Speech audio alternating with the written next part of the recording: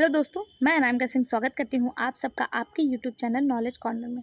Friends, अगर आप LT grade, GIC प्रवक्ता, यूपी पीजीटी के साथ साथ अगर आप ईएमआरएस और इसके साथ साथ अगर आप एस्टेट की वैकेंसी फिल करना चाहते हैं, फॉर्म फिल कर चुके हैं और इसकी तैयारी करना चाहते हैं, तो आप इसके जो साइंस के क्वेश्चन है, जो बायोलॉजी के क्वेश्चन है, अगर आप टीजीटी पीजीटी लेवल के किसी भी एग्जाम की तैयारी कर रहे हैं तो आप इस चैनल से ज़रूर जुड़ें।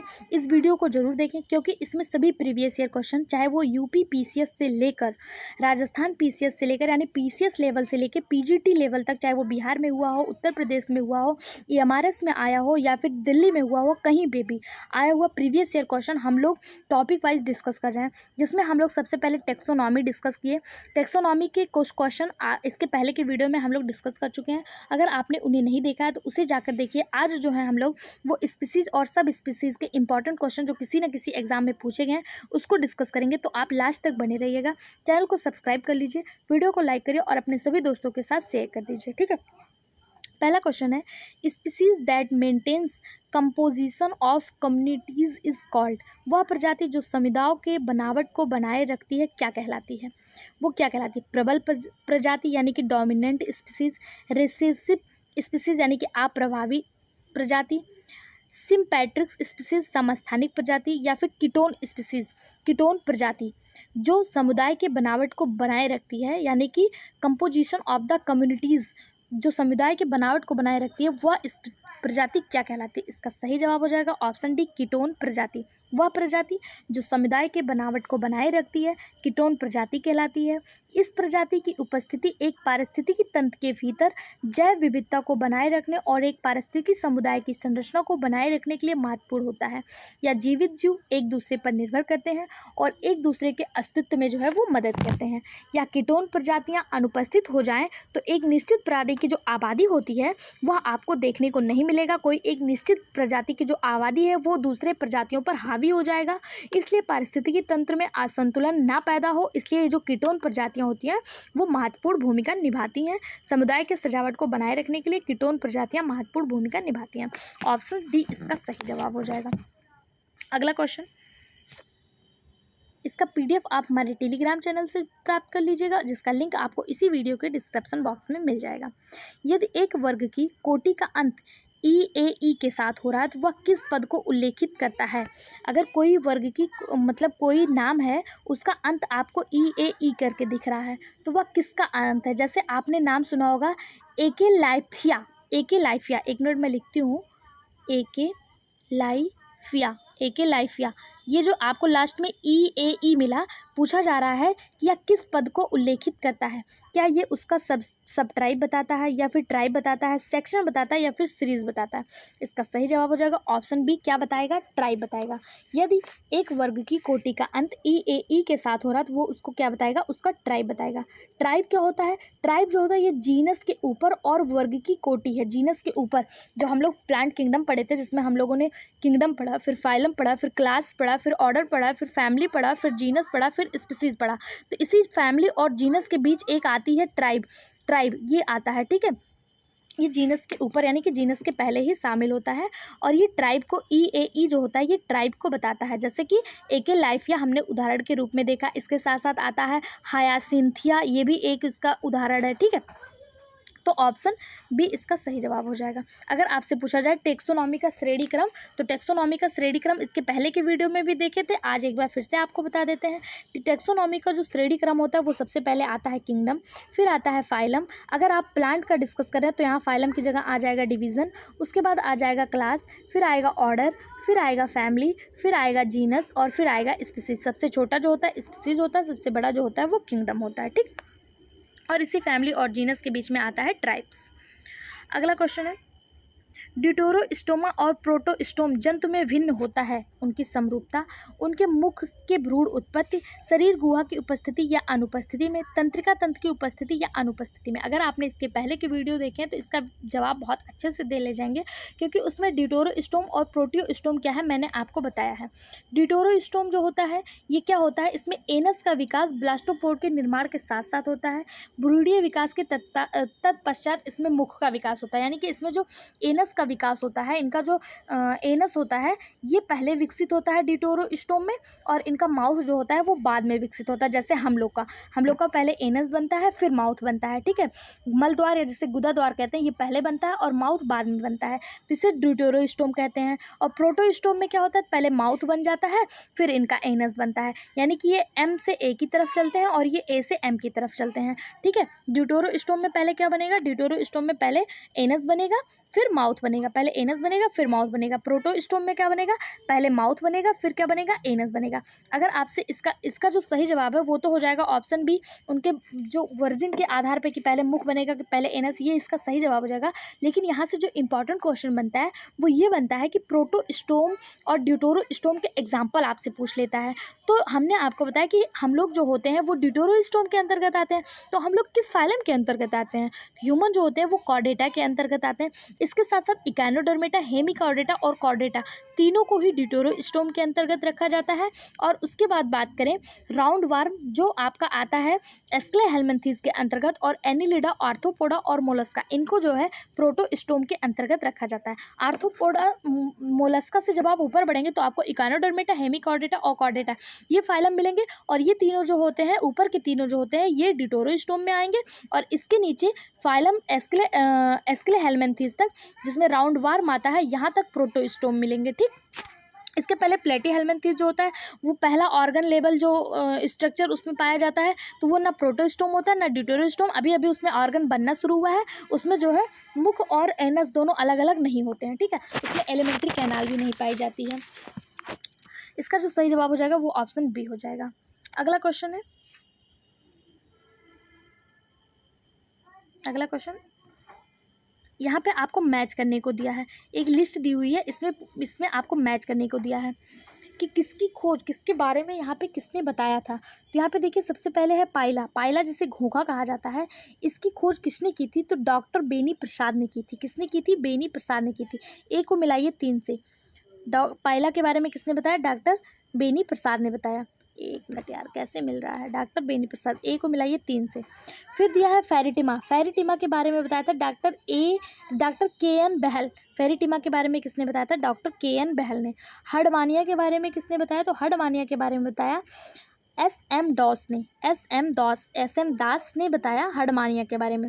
पैलीमॉन के बारे में किसने बताया, पैलीमॉन के बारे में बताया एस पटवर्धन ने पैलीमॉन के बारे में बताया। और हाई एल्टीट्यूड एमनिटोलॉजी के बारे में बताया किसने बताया, मनी ने, एस मनी ने बताया। तो इसका जो सही जवाब हो जाएगा क्वेश्चन के अनुसार, इसका जो सही जवाब हो जाएगा वो हो जाएगा ऑप्शन सी।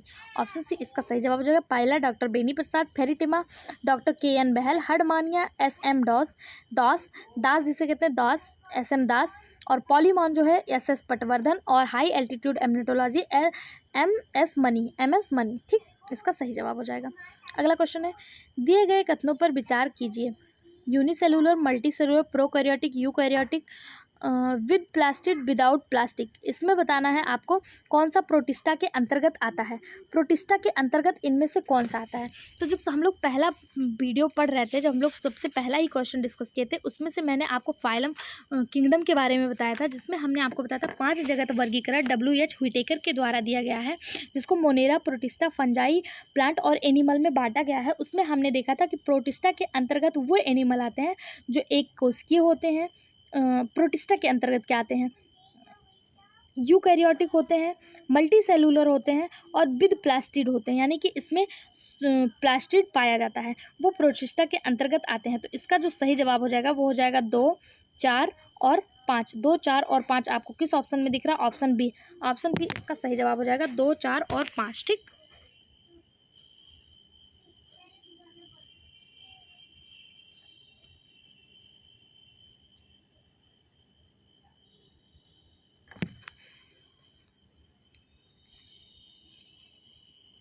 देखिए यहाँ पे थोड़ी सी गड़बड़ी हो गई। प्रोटिस्टा जो होते हैं ना वो एक कोशिकीय होते हैं, एक कोशिकीय यानी कि एक सही हो गया।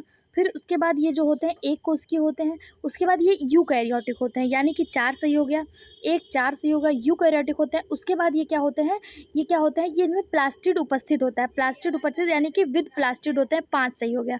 1 4 और 5 जो आपको ऑप्शन में कहीं नहीं दिख रहा है, 1, 4 और 5 जो आपको ऑप्शन में कहीं नहीं दिख रहा, तो ऑप्शन के अनुसार आपको मल्टी सेलुलर मानना पड़ेगा। लेकिन प्रोटिस्टा जो होते हैं वो एक कोशिकीय होते हैं, बहुकोशिकीय नहीं होते हैं, एक कोशिकीय होते हैं। अगर बात करें बहुकोशिकीय में कौन आता है, तो कवक यानी कि फंजाई जो होते हैं ये बहुकोशिकीय में आते हैं, प्रोटिस्टा बहुकोशिकीय नहीं होते हैं। ठीक, ऑप्शन के अनुसार आपको बी मानना पड़ेगा, क्योंकि इसके अनुसार और कोई मिलता जुलता ऑप्शन नहीं दे रहा है।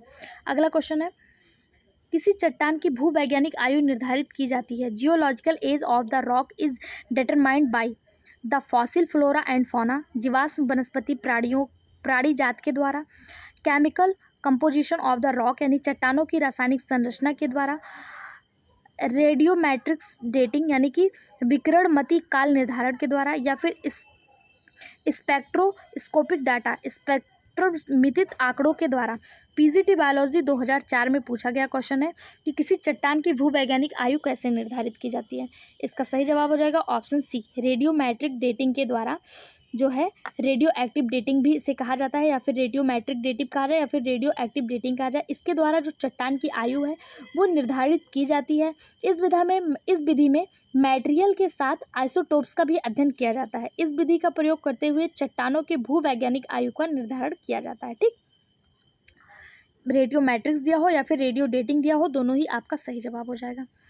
अगला क्वेश्चन है, टेक्सॉन शब्द का प्रयोग पहली बार किसके द्वारा किया गया। टेक्सॉन शब्द, इसका जो सही जवाब हो जाएगा वो हो जाएगा ऑप्शन सी, मेयर के द्वारा किया गया। यूथ पब्लिकेशन की ये बुक है, जहाँ के इंपॉर्टेंट क्वेश्चन आप सभी को पता है यूथ के क्वेश्चन कितने ज़्यादा इंपॉर्टेंट होते हैं, और ये प्रीवियस ईयर क्वेश्चन है तो ऑलरेडी बहुत ज़्यादा इंपॉर्टेंट हो जाएंगे। तो आपको जो है हमारे साथ बने रहना है, चैनल को सब्सक्राइब करना, वीडियो को लाइक करना और सभी दोस्तों के साथ इसको शेयर करना है। ठीक है, टेक्सॉन शब्द किसने दिया, टेक्सॉन शब्द जो है वो मेयर ने दिया था। इसके साथ साथ हम कुछ और चीज़ें भी देख लेते हैं इंपॉर्टेंट वैज्ञानिक, और उन्होंने कौन कौन सा शब्द जो है किसने दिया था। तो सबसे पहले बात करें टेक्सॉन शब्द किसने दिया था, तो टेक्सॉन शब्द जो है वो 1926 में 1926 में एडोल्फ मेयर के द्वारा टेक्सॉन शब्द दिया गया था। वहीं पे अगर आपसे बात किया जाए कि सिस्टमैटिक वर्ड किसने दिया था, तो सिस्टमैटिक शब्द जो है वो 1735 में 1735 में लीनियस के द्वारा दिया गया था। सिस्टमैटिक शब्द किसने दिया, लीनियस ने दिया। टेक्सोनॉमी शब्द किसने दिया, अगर पूछा जाए टर्म टेक्सोनॉमी किसने दिया या शब्द टेक्सोनॉमी किसने दिया, तो 1813 में एपी कैंडोले ने टेक्सोनॉमी शब्द दिया था।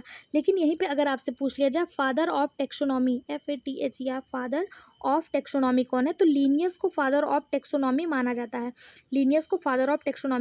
लेकिन टर्म टेक्सोनॉमी किसने दिया था, एपी कैंडोले ने दिया था। फाइलोजेनी एक वर्ड है, फाइलोजेनी, इसको किसने दिया था, तो लैमार्क ने फाइलोजेनी वर्ड दिया था। फाइलम संघ क्यूवियर ने दिया था, संघ यानी कि फाइलम जिसे कहते हैं वो किसने दिया, क्यूवियर ने दिया था। क्लास और वार्डर टर्म किसने दिया, लीनियस ने दिया। फैमिली, जीनस, स्पीसीज जॉन रे ने दिया। फैमिली पूछ ले, जीनस पूछ ले या स्पीसीज पूछ ले, इन तीनों को किसने दिया, जॉन रे नामक वैज्ञानिक ने दिया। क्लास और आर्डर को किसने दिया, लीनियस ने दिया। और फाइलम के बारे में किसने बताया, शब्द फाइलम किसने दिया, तो क्यूवियर नामक वैज्ञानिक ने फाइलम शब्द दिया था। फाइलोजेनी लैमार्क ने, taxonomy AP Candolle, systematic Linnaeus ने, और टेक्सॉन शब्द जो है एडोल्फ मेयर ने 1926 ईस्वी में दिया था। आई होप सो आप लोग को याद हो गया होगा। आगे जो है द्विनाम पद्धति यानी कि बायोनॉमियल नॉमेनक्लेचर के इंपॉर्टेंट क्वेश्चन जो आपको YCT यानी कि यूथ पब्लिकेशन की जो बुक है इसमें आपको जो भी इंपॉर्टेंट क्वेश्चन है वो सारे प्रीवियस ईयर क्वेश्चन मेरे द्वारा सॉल्व कराए जाएंगे। द्विनाम पद्धति इंपॉर्टेंट टॉपिक है और इससे क्वेश्चन अक्सर देखने को मिलता है। इसको खत्म होने के बाद हम लोग एनिमल किंगडम के इंपॉर्टेंट टॉपिक सॉल्व करेंगे। इसके साथ साथ जैसा कि मैंने आपको दिखाया यहाँ पे चार्ट के माध्यम से कि सारे जो है चैप्टर हम लोग कवर करेंगे। Taxonomy, animal kingdom, animal cells, chromosome, structure of gene and genetic code, inheritance, human genetics, organic evolution, nutrition and digestion, respiration, blood circulation, excretion, nervous conduction, muscles and skeleton, endocrine system, embryonic development, biological molecules, harmful and beneficial insect, ecosystem और miscellaneous, ये सारे topic जो है हम लोग 1 bye 1 जो है वो कवर करेंगे। इसके लिए आपको चैनल को सब्सक्राइब करके रखना होगा, वीडियो को लाइक, और किसी भी एग्जाम से संबंधित कोई भी इंपॉर्टेंट नोटिफिकेशन आता है सबसे पहले वो टेलीग्राम चैनल पे शेयर कर दिया जाता है, और जैसे ही टाइम मिलता है उससे रिलेटेड वीडियो जो है वो मेरे द्वारा अपलोड कर दिया जाता है। तो आप लोग किसी भी एग्जाम के किसी भी नोटिफिकेशन से अपडेट रहने के लिए चैनल को सब्सक्राइब कर लें, साथ ही हमारे टेलीग्राम चैनल को ज्वाइन कर लीजिए। एक बार मैं आपको टेलीग्राम चैनल दिखा देती हूँ। आपके नॉलेज कॉर्नर का टेलीग्राम चैनल है, जिसमें देखिए बीएसटेट का जैसे ही नोटिफिकेशन आया और उसके बारे में जो भी इंपॉर्टेंट चीज़ें थी, सारी चीज़ें आपके साथ शेयर करी गई। इस पे एक वीडियो भी बनाकर मैंने डाला है, आप उसे भी देख सकते हैं। इसके साथ साथ जितनी भी इंपॉर्टेंट चीज़ें हैं, टीआरई की नोटिफिकेशन आई थी, वो भी तुरंत शेयर कर दिया गया था।